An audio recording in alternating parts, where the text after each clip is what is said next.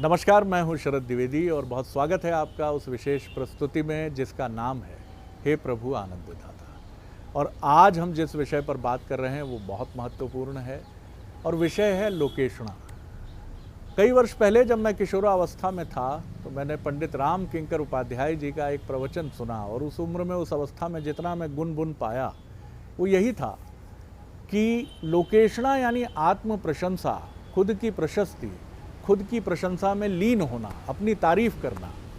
और उन्होंने उदाहरण दिया रावण का कि रावण जब भगवान शिव के लिए हवन करते थे, क्योंकि बहुत अनन्य उपासक शिव के रहे रावण, तो वो अट्टहास करते हुए कि हे शिव, देख इस त्रिलोक में मेरे जैसा कोई अनन्य भक्त है तेरा जो अपना शीश काट कर तुझे अर्पित करता है हवन वेदी में।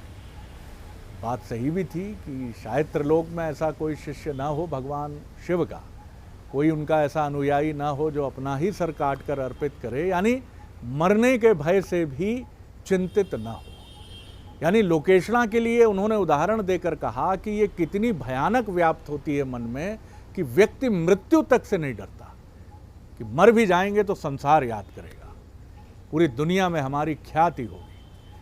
तो आज इसी विषय पर हम बात करेंगे कि लोकेशणा रूपी ये जो एक बुराई है जो अनिवार्य रूप से हम सबके भीतर होती है। कौन है जो अपनी प्रशंसा सुनकर फूल कर कुप्पा नहीं हो जाता है? और दुनिया में कौन है वो लोग जो ये जानते हैं कि यहाँ कोई काम अगर करा सकती है कोई चीज़ तो वो तारीफ़ है, प्रशंसा है। जाकर साहब की तारीफ़ करनी है, फिर देखिए। और कौन है ऐसे लोग जो आलोचना के बाद सर झुका लेते हैं और कहते हैं आपने बिल्कुल ठीक कहा, मैं आज से अपने को और बेहतर करने की तरफ बढ़ूँगा।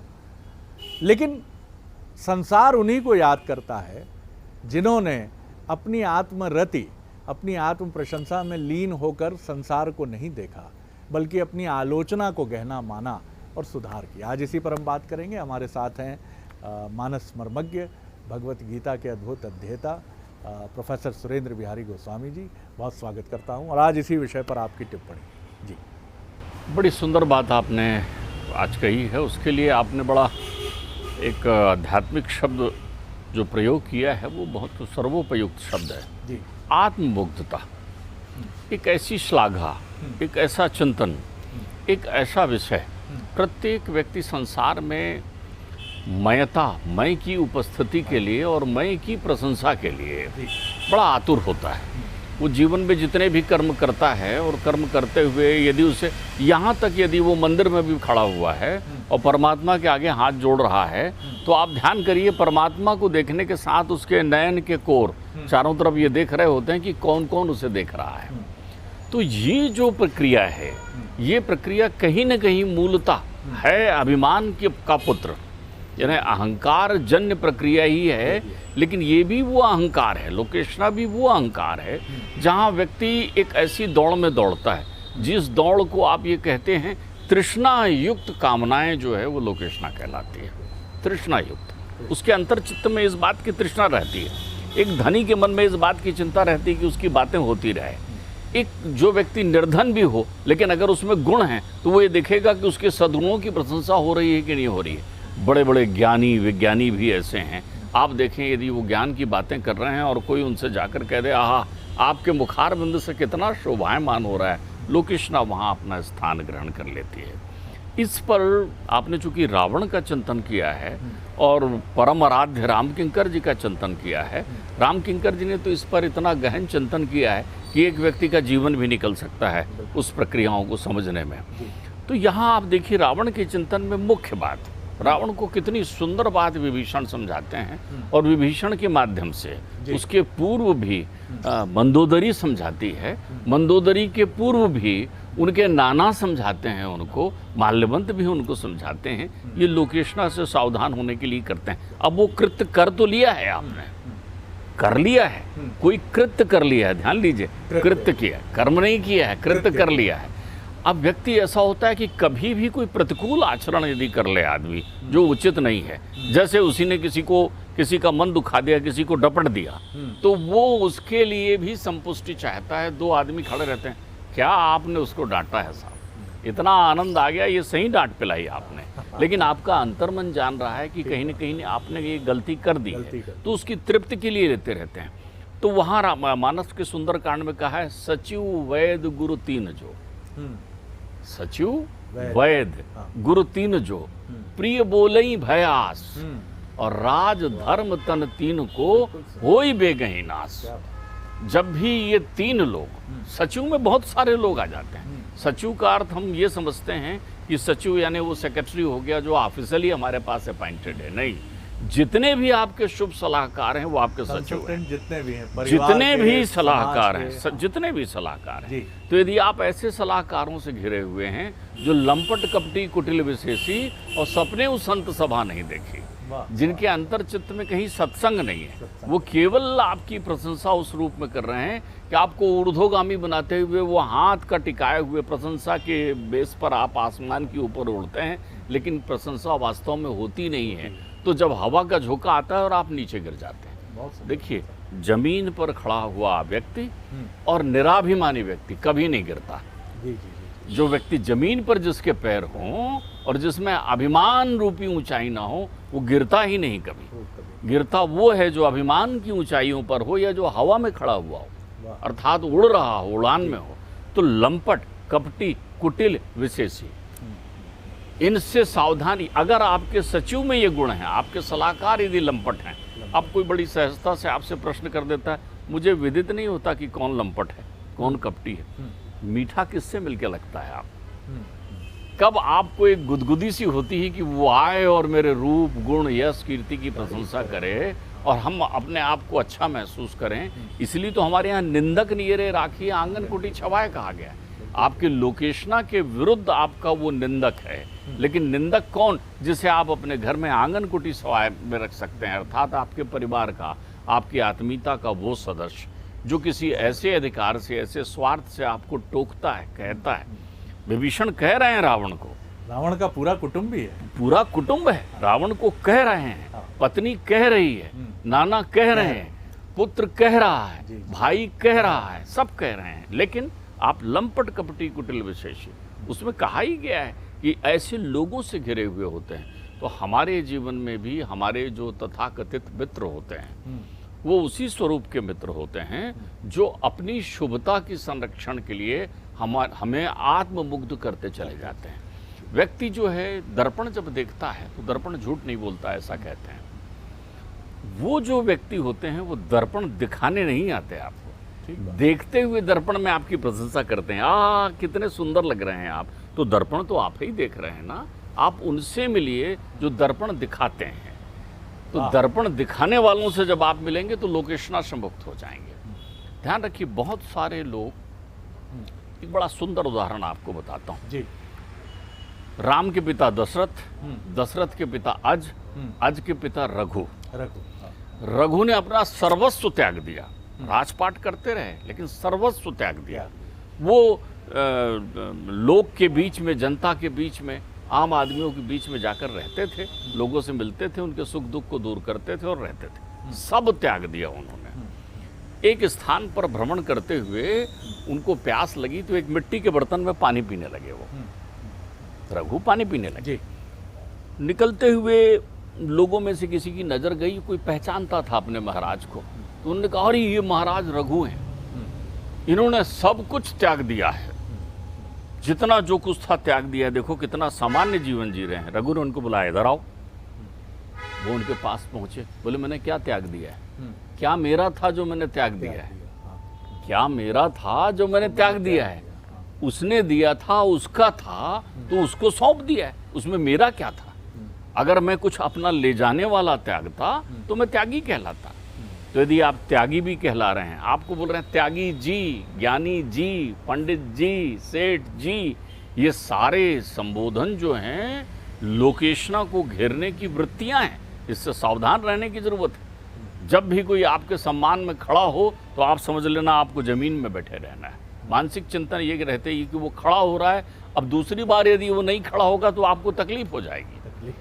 इसलिए आपको सावधान होना है। परमात्मा जब आपको यश दे, परमात्मा जब आपकी कीर्ति पताका बहुत बढ़ाए, परमात्मा जब आपको धन दे, परमात्मा जब आपके नाम को सर्वत्र अनुगूंजित करने लगे, उस समय आपको बहुत सावधान रहने की ज़रूरत है, क्योंकि तब वातावरण में वो तृष्णा, लोकव्यापी बनकर आपको लोकेशना के रूप में डसने के लिए तैयार है। लोकेशना एक विषधर नाग की तरह है जो आपको ऐसा मीठा जहर दे जाती है कि आप उसमें मदमस्त रहते हैं। आप देखिए उन लोगों को कितनी तकलीफ होती है जो पद या गरिमा में रहते हैं और उन्हें छोड़ना पड़ता है जी।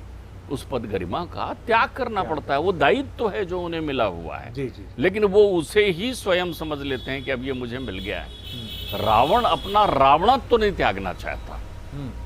रावण जो है इसलिए सचिव को रखता है। वैद्य जो है सुषेण रावण के यहाँ ही है ना, लेकिन देखिए उसकी चिकित्सा कौन ले रहे हैं? राम। सुषेण की चिकित्सा किसको उपलब्ध हो रही है? लक्ष्मण के लिए उपलब्ध हो रही है। वो सुषेण अपनी चिकित्सा जो है मेघनाथ को उपलब्ध नहीं कर पा रहे हैं। वो सुषेण क्योंकि श्रद्धा याग्नि संबद्ध थे। सुषेण के प्रति सुषेण उन लोगों में शामिल नहीं है जो असत्य संभाषण करते हैं। अगर सुषेण नामक वैद्य, देखिए रावण के यहाँ परिवेश कितना सुंदर है। सुषेण जैसा वैद्य है उसके यहाँ। विभीषण जैसा सचिव है। वैद्य यानी जो संजीवनी बूटी को जानता है, ऐसा वैद्य आपके पास है। विभीषण जैसा सचिव। एक बात कह दी कि मेघनाथ को संजीवनी नहीं मिल पाई। मेघनाथ को संजीवनी नहीं मिली। सुषेण जो कि रावण का वैद्य है, उनके राज्य का राज परिवार का वैद्य है, राज्य वैद्य है, वो अपनी विद्या का उपयोग करता है लक्ष्मण के लिए। बहुत सुंदर बात। इसलिए क्योंकि वो देखता है सुधशील कौन है। ध्यान रखिए सुधशील कौन है। उसे उठा कर लाते अगर तो उसका हरण माना जाता। उसको घर के साथ लाए हैं, इसका अर्थ ये हुआ कि आपके हम उतना ही आदर कर रहे हैं जितना हम आपके घर पहुंचे। शत्रु का घर है तो हम वहाँ सीमा नहीं लांघ पा रहे हैं, तो हम आपको घर सहित यहाँ बुलाकर निवेदन कर रहे हैं। वो सुषेण है। तो सचिव, वैद्य, गुरु। आज संसार में देखिए, मैंने गुरु पर अपनी बात हुई है, जो ज्ञान धन्य हो। गुरु के चारों नेत्र खुले होने चाहिए और शिष्य के चारों नेत्र खोल देने चाहिए। अज्ञ, अकोविद, अंध, अभागी। ध्यान रखिए, अज्ञ ज्ञान रूपी नेत्र। ज्ञान रूपी आपको ज्ञान रूपी नेत्र दे। कोई टोके, कोई झकोरे आपको। इसलिए जब जब आप किसी यश यात्रा पर निकलें तो अपने गुरु को पकड़े रहें। दशरथ ने वशिष्ठ को नहीं छोड़ा, राम ने वशिष्ठ जी को नहीं छोड़ा, उनको पकड़े रहे हैं जहां ज्ञान मिलता हो। और गुरु को जो है वो ज्ञानी ही होना चाहिए। गुरु के पास ज्ञान की लोकेशना नहीं होना चाहिए। ठीक बात। जहां भी लोकेशना किसी भी तत्व की हो सकती है, धन की लोकेशना हो सकती है, यश की लोकेशना हो सकती है। अज्ञ, अकोविद, शास्त्र विदित नेत्र आपके खुले होने चाहिए। आपको समझना चाहिए, जैसे आप यहाँ इतने देश में तरह तरह के भांति भांति के लोग हैं, अलग अलग प्रकार के वार्तालाप, प्रलाप और चिंतन करते हैं, लेकिन वो इस राष्ट्र के शास्त्र को विस्मृत करते हैं जिसका नाम संविधान है। ठीक बात। आपको उसको विदित होना चाहिए। यदि एक राजा हैं तो उसको संविधान विदित होना चाहिए। और अगर आप अध्यात्म पथ के प्रतीक हैं तो आपको सनातन संस्कृति की वो मर्यादा, शास्त्र जो किसी शस्त्र से ना कटे, वो शास्त्र है, अकाट्य ज्ञान है। ठीक बात। आपके जीवन में कभी भी अनियमितता नहीं आएगी। तो शास्त्र, अज्ञ, अकोविद, अंध, वास्तव में आपके नयन ही धूमिल हो चुके हैं, माया की पट्टी उसमें बन चुकी है। और अभागी, भाग्य रूपी नेत्र नहीं है। भाग्य से मिलते हैं मित्र, भाग्य से मिलते हैं शत्रु भी। शत्रु भी भाग्य से मिलता है। आप तो दुश्मनी करने घूम रहे हैं, बैरी ढूंढ रहे हैं, शत्रु नहीं ढूंढ रहे हैं। तुलसी कबहु न छाड़िए, तुलसी कबहु न छाड़िए अपने कुल की रीत, और लायक हो सो कीजिए ब्याह, बैर और प्रीति। वाह। तीन काम जो है केवल लायक व्यक्ति से करिए। प्रणाम है तुलसीदास, है ना। ब्याह करना है आपको तो आप अपने कुल मर्यादा अनुशासन, आपका जैसा परिवार है, ब्याह। बैर किसी से भी थोड़ी।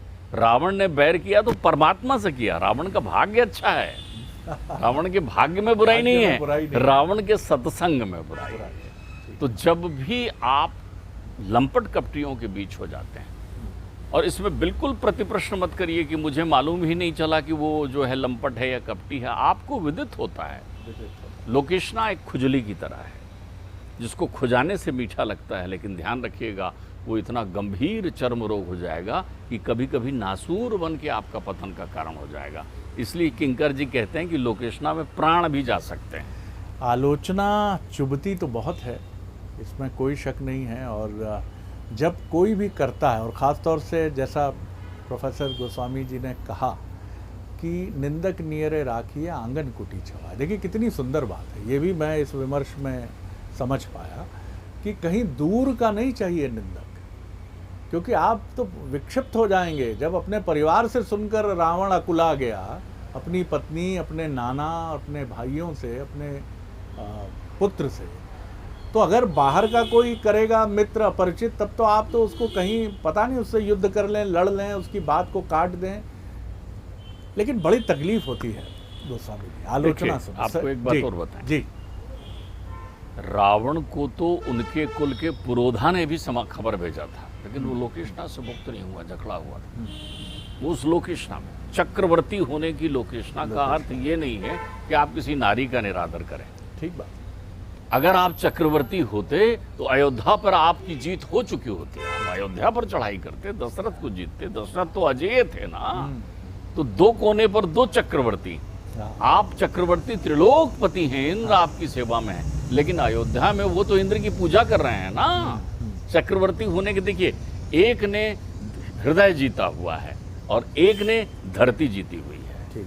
तो जो धरती जीतने वाला है वो धरती में ही मिल जाता है, और हृदय जीतने वाला जो है परमात्मा का पिता होता है। बहुत सुंदर बात। उन्होंने त्रिलोक विजयी थे दशरथ भी। और इसी में मूल सार छिपा है कि लोकेशना क्यों खतरनाक है, क्यों पीड़ादायक है, और क्यों इसी मिट्टी में मिलाकर हमारी यश कीर्ति जो हमने जिस भी तरीके से अर्जित की है। रावण त्रिलोक विजेता कहा गया, अद्भुत विद्वान और शिव भक्त रहा, लेकिन उसके बाद भी उसकी ख्याति पर ये तो कहना ही पड़ेगा कि धब्बा लगा। ये तमाम चीज़ें, इस पर विमर्श भी होते हैं कई बार, और हर बार दशहरा भी ज़्यादा दूर नहीं है। हर बार कुछ ऐसे संदेश भी व्हाट्सएप यूनिवर्सिटी पर चलते हैं कि रावण बड़ा मर्यादाशील था। वो एक डिबेट का विषय है, उसको छोड़िए।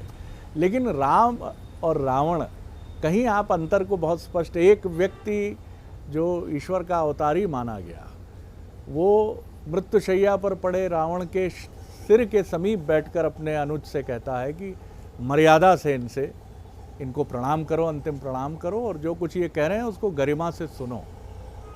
और आपने देखा कि जैसा हम क्रिकेट में देखते हैं, या आप और हम भी करते हैं कि यस डिड इट, कर दिया।